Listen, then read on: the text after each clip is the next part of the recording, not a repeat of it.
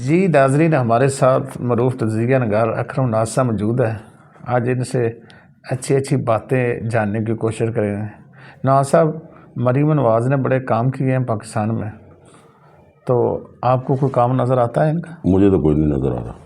पक्की बात है। पक्की बात। तो क्योंकि मुझे वो काम नज़र आएंगे जब एक गरीब आदमी जो है ना, उसके घर में इज्जत से रोटी जानी शुरू हो जाएगी। तो आप कहते हैं कि आपको कुछ नज़र नहीं आता? मुझे तो कोई नज़र नहीं आ रहा।